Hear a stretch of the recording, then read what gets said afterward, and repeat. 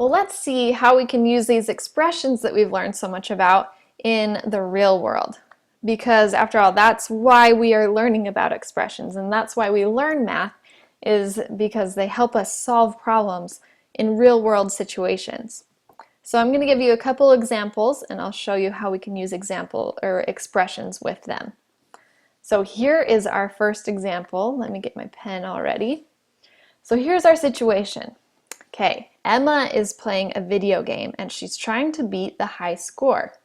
The game saves her place so that each time she plays, she picks up in the same place with the same number of points. Okay, so in other words, it saves her progress in the number of points that she has if she has to leave and come back. So this is the number of points that she made in a week. It says on Monday, Emma scored a bunch of points. On Tuesday, she scores an additional 500 points. On Wednesday, she doubles her total score from the previous day. On Thursday, she scores the same number of points that she scored on Monday. So our job is to write an expression that represents the number of points that she had throughout that week. So remember, an expression has variables and it has numbers. So variables represent things that I don't know.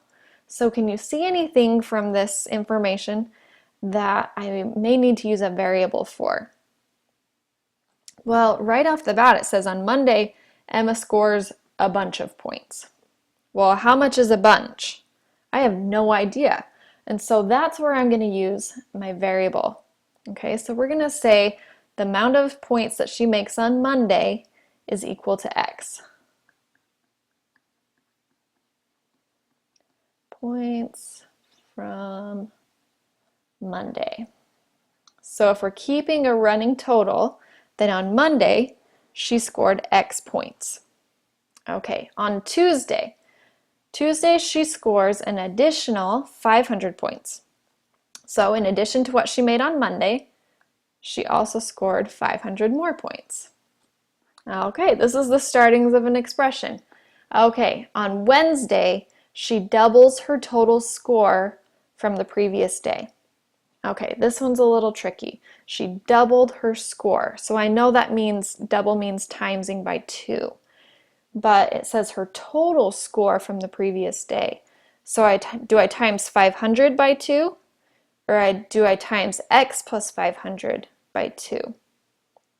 Well, remember, X plus 500 represents Monday's total plus Tuesday's total.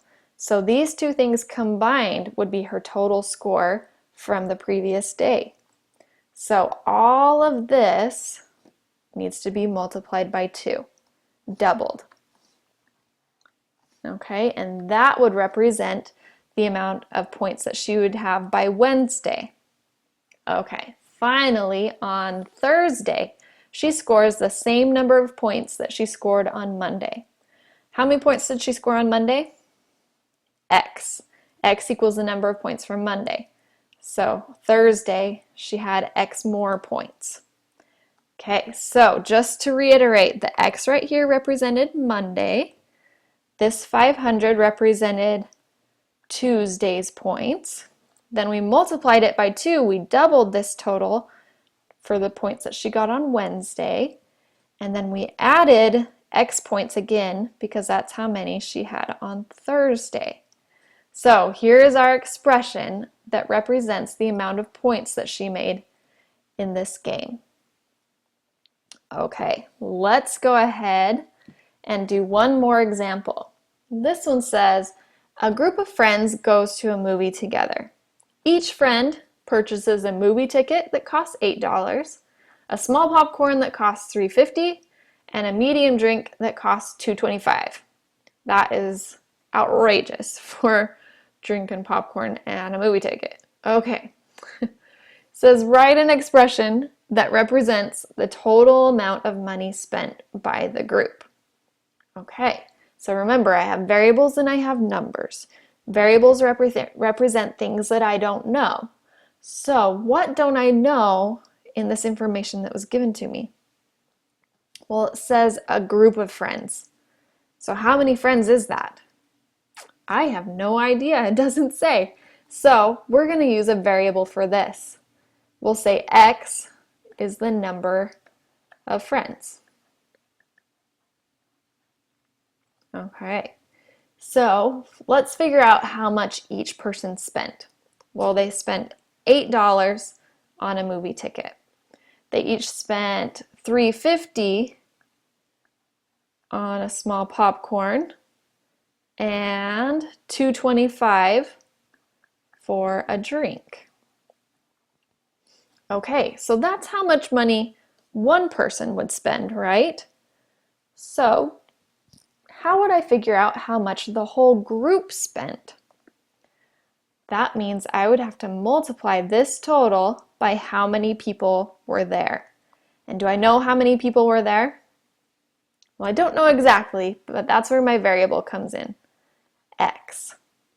So I multiply X times the total amount that was spent, and that would tell me the total amount of money spent by the entire group.